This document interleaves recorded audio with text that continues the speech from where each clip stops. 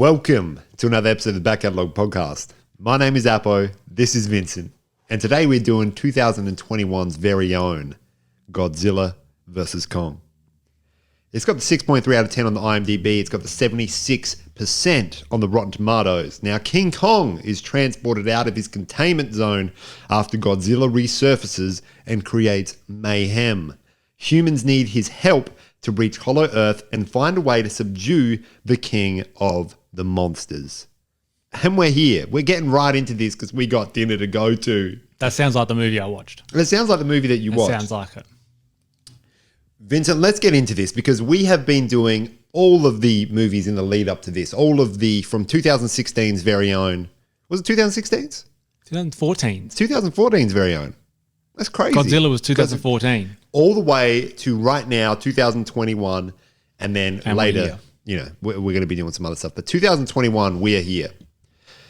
I've had some mixed reviews on the films that we've essentially, you know, done in Godzilla was good. Godzilla 2014, good. Kong, average. Average.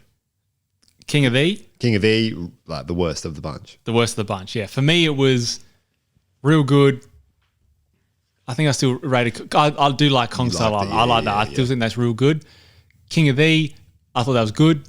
And then we're here. And do you know what's going to be crazy? Dude, it's going to be crazy. Because it's just for you, it's just like, you know. It could be just like, you know. We're just going down the stairs. It could be going down the stairs, or it might have a little bit of just an ascent, a small ascent, because. A small ascent. I really like this movie. Do you actually? Yeah. Dude, that's crazy. That's crazy. We're going to get into some reasons why I like this movie. Even though I came into it. Are you just saying that for clicks, or are you actually like this movie? I'm saying this for clicks. Like off the record. No. I like this movie. Dude, that's crazy. I didn't think you'd like this movie. Dude, I like this movie. And we're going to get into it, obviously. You know, the story is Godzilla. Do you want me to tell you what I thought of this movie, or we'll do that later? We'll do that later. Okay. But it's Godzilla versus Kong. Like, they're going to fight each other, and then maybe Godzilla another versus Kong style of Godzilla is going to come later. Like, maybe. And I think I know why you like this movie. This was the most out of all of them, and even Godzilla times Kong equals, we'll find out. It's the most, although Godzilla times, you know, equals like similar vibes. Right. It was the most, you got two big ass things in a city, and they're just like city gone. You look at the death toll just going up. No one cares about that in the movie. No, absolutely not. And I mean, you could say that Tokyo was no, they're not in Tokyo. They in Tokyo at the end? They were in San Francisco. No, they're somewhere else in the end. Then Hong Kong. They're in Hong Kong. Yeah. That's right. Godzilla goes to San Francisco. Or was that in the previous one? Godzilla goes to San Francisco in 2014's very own. Crazy. But, you know. He'd been around. He'd been around. He might have gone back to San Francisco. He'd been around. He might have does he need a passport? I think he sort of like, you know, ducks under the radar a little bit. Like literally he ducks under the radar because he just pops up. Like he's a huge thing that just pops up in places. One of the reasons that I like this, and you know, it goes away a little bit when we start to get into the Hong Kong scenes because it's dark and those sorts of things. But one of the reasons I like this movie. Hong Kong with the neon lights. That's pretty crazy. Cool. That's the best. One of the reasons I like this, when King Kong and Godzilla first meet, they meet when King Kong's on the boat. Godzilla comes through and starts drowning King Kong. King Kong's all up in the chains. And eventually King Kong gets loose. The first thing that King Kong does to Godzilla is just hooks it right in the face. Yeah. King Kong is just doing the 1-2s. But it's an open like shot. They're on a boat. T-Pain's there, right? And King Kong just punches Godzilla in the face, and Godzilla sort of goes back in a way that it's like, I just got punched. This is the first time in my life I've been punched in the face. Like balled up fist, punched in the face. Do you know the first time I listened to I'm on a Boat was at... You're on a Pinot cruise? No, it was my cousin. It was at my cousin's house.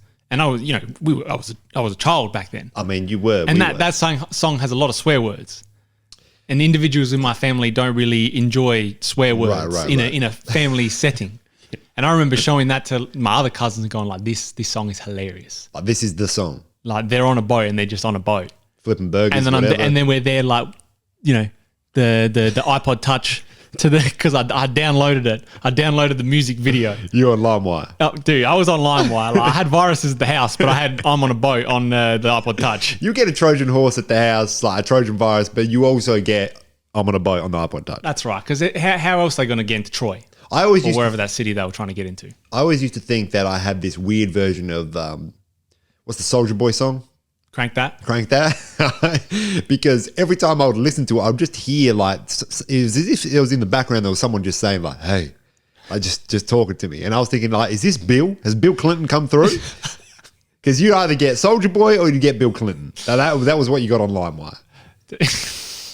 You know, I never got Bill Clinton on LimeWire. I never got him. I got it straight up on Soulja Boy. Cranked That. That was the first thing I ever downloaded on LimeWire. That's crazy. And I'm being facetious now. We didn't download nothing, but Bill Clinton came through, and this is all for comedy. This is all satire for comedy. It's all etc. Yeah. But Godzilla got punched in the face, and as soon as I saw that, I'm like, I love this movie. We're here. As soon as I saw, they're like, hey, we got to get to Hollow Earth, and King Kong's like, hey, I'm in the snow, but like Hollow Earth's here, I'm gonna run. Dude, what about when King Kong just eating just, I don't even know what he was eating. He was just eating something on the boat.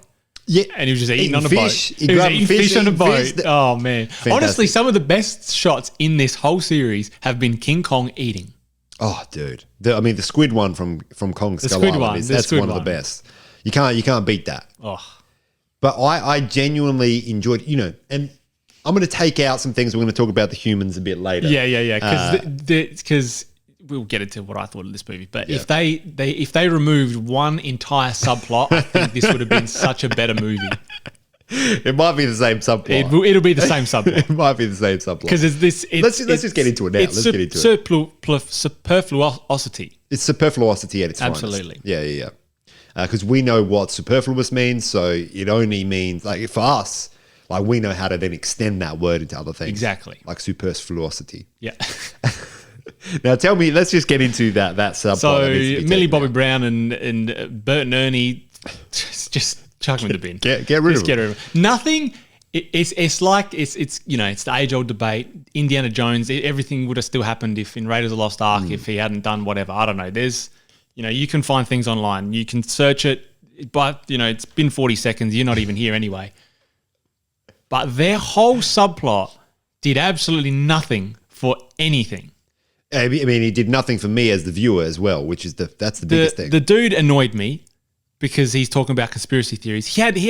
There was like some foundations of a decent character, but it was just annoying because he's just talking about, yeah, man, the lizard people. And it's like... And like, do you drink tap water? No, I don't. Yeah, yes, I do. etc. Honestly, the only good part about that was the kid, the dude. The little New Zealand kid. Yeah. I mean, that's crazy. Like, we got New Zealanders in the he was the only good part about that.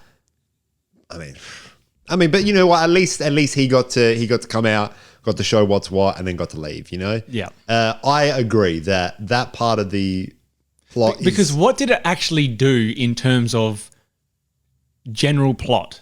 It only showed them using them tunnels to Hong Kong.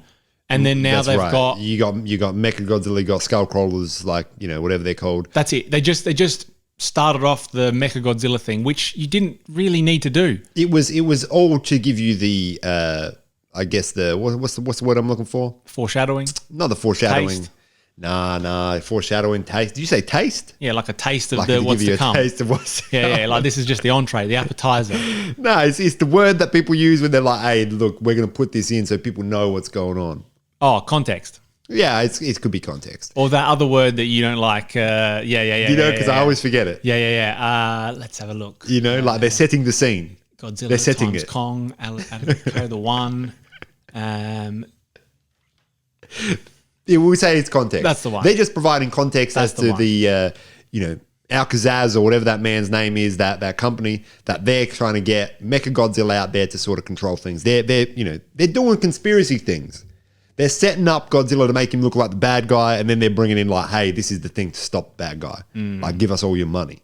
I did find it funny when the dude's daughter is like a somewhat important part of the story for most of it, and then she just gets squished. I'm talking about like, it's brazy, because I forgot about that.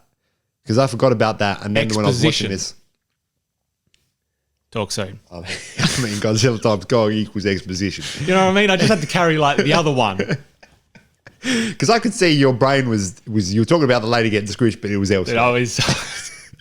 I was doing the The Zach Galifianakis. It was all there. You were doing the beautiful mind.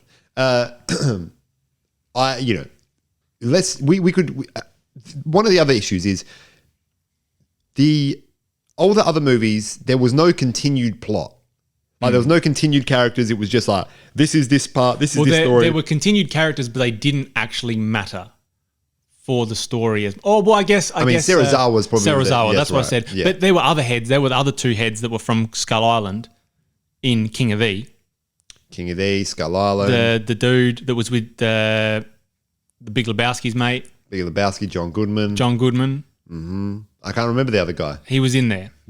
John Goodman was there. No, John Goodman wasn't there. His mate was there. I'm pretty sure. I was going to say, if like John Goodman was on screen, I would have known it. Yeah. His mate from Monarch. Okay, his mate from Monarch might have been. And then that might be true.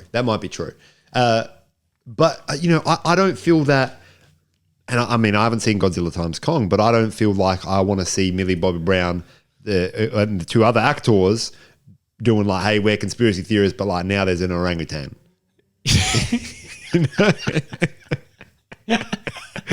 Dude, we had lizard people, now we've got orangutan people. But that's for some people. It was, some people might have enjoyed it. I think this is the highest rated one since Kong Skull Island, or since the original Godzilla. This was, I enjoyed this movie. It was just, it annoyed me that they had that subplot in there because the dude annoyed me so much because it felt like top conspiracy theories, BuzzFeed. And they just got the top 10 and they were like, yeah, all right, here we go. Like, what do conspiracy Dialogue. theorists do? Yeah. And it's like, shower and bleach, don't drink tap water. Yeah. They got them bags. What are them bags? Them. They ain't Hessian. No. They're the. Yeah, you know what I'm talking about. I know what you're talking about. I know you're talking about exposition. Tinfoil hats, essentially. Yeah. Faraday cage They got Faraday catered bags. They got Faraday. Yeah. I agree. And you know what? We've talked about this in the past couple of movies. The humans are not what we came here for. No. Like, they will direct where the plot is going, but the reality is, I've come here to see Godzilla throw throw tails, and I've come here to see King Kong throw fists. King Kong's could have thrown an uppercut and then like duck, weave, and then just hit him, and it wouldn't have mattered to me if it was just King Kong throwing hands. Yeah. That's a movie, and that is exactly how, when they first met, that is how it started. It put me in a good space, because prior to that, I'm like, man, what's going to go on in this movie? King Kong's on the boat, Godzilla comes, they're fine. Because why did King Kong leave the area? Because all the weather was, it was all being torn apart. The weather was being torn apart. And also they were like, hey, we could actually use him to get into the Hollow Earth. That's right. They were trying to draw him out. They had the company that was saying, hey, we've got to get this dude, we've got to go to Hollow Earth. Kong will show us the way. Yeah. And Kong subsequently did. He did. And Hollow Earth was cool enough. Like, I don't really care too much. To be honest with you, I don't really care too much for the Hollow Earth. I prefer the things happening in, like, just cities. Regular Earth, cities. Hong Kong with I got an axe now. Because we live in regular Earth. I mean, I don't live in Hollow Earth yet. I ain't got the funds for that yet. But like, you've got King Kong in the middle of Hong Kong with an axe with the damn thing, a spine, a scale. Dude, of a previous Godzilla. Crazy. Fantastic. I mean, that's all I really have to say about this movie, other than the fact that Mechagodzilla could have just stayed at home. Yeah. That was kind of cool. The Mechagodzilla part, I think that was... They have to bring him back together. It was kind of crazy. He just busts out the mountain. That was wild, And like, if there was just straight up no context, no exposition, that would have been even better. Mechagodzilla just busting out of the thing. If you had, let's just think about this. Let's brainstorm. So what could be the minimum amount of context you could give for then it be able to make sense for Mechagodzilla to just bust out a mountain? This is what happens, right? You talk about like, hey, we're gonna take King Kong to Hollow Earth because we're gonna, You still get the dude from the company. Still going down to Tarzan. Yep. Yeah. Talking about, hey, we know, you're in the basement. You're not even IT. You're in the basement. We can get you to Hollow Earth. That's exactly right. And you say to him, like, yeah, there's something in Hollow Earth that will help, like, stop this this threat of Godzilla. But if that doesn't work, we got something at the house. And that's all you say. You say, we got something at the house.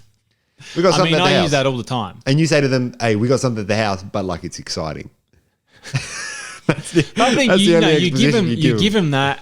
You give them maybe I don't know, because the thing is, you see the eye of the Mechagodzilla because Bernie Sanders and Millie Bobby Brown are there talking about, hey, like tap water. Do you drink tap water? Conspiracies going and on. I don't drink tap water, but that's because I just don't like the taste. But that might be because you're a higher being, according to the stats that I'm reading. I drink tap water every goddamn day, and I'll still beat up that guy on Instagram. Like, I'll do it. I'll do it. 10 times out of 10. 10 times out of 10, I'm winning that fight. It's unfortunate for him. So yeah, I think you could maybe have just given a few little.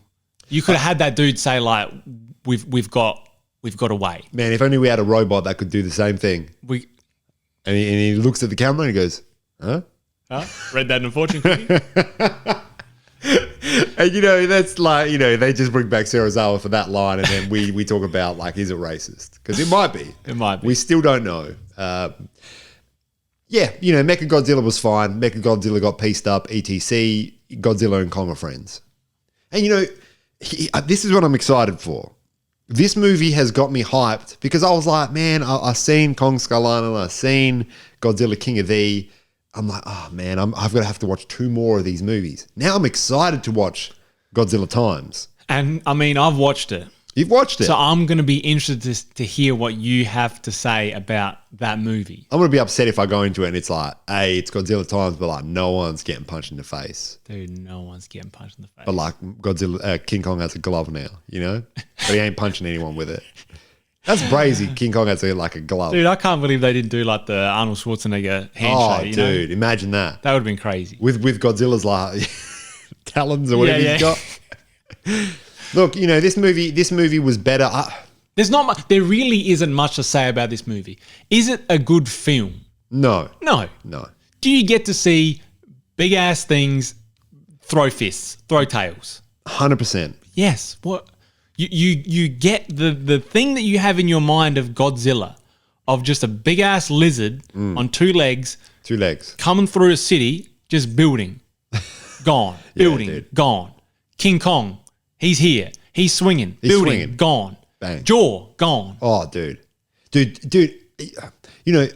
I don't need to say much more than they're on a boat and King Kong throws a right hook and Godzilla goes like back like if you were in a fight with an animal. Yeah. And that animal was doing like animalistic things and you just threw a hook at its face, you'd probably look back like, whoa, that's the first time that's ever happened. Even if it's got like some little pea brain, like it's going to realize like that's the first time that's ever happened. And that's what happens to Godzilla in this movie. It gets its first ever right hook. Should we talk about that, the doctor lady and the little kid that she took from the... I feel like that's something. I'm just thinking because, you come here for left, the right, and the good night. That's what you come here for. I don't think there was anything there. It was just, hey, the gorilla does sign language. It's his home one time. Yeah. Like Cobra been doing that for years. You know what I'm saying? Caesar been doing that for the last 3 movies. And this guy's coming in with home. Oh, this is post Harambe as well.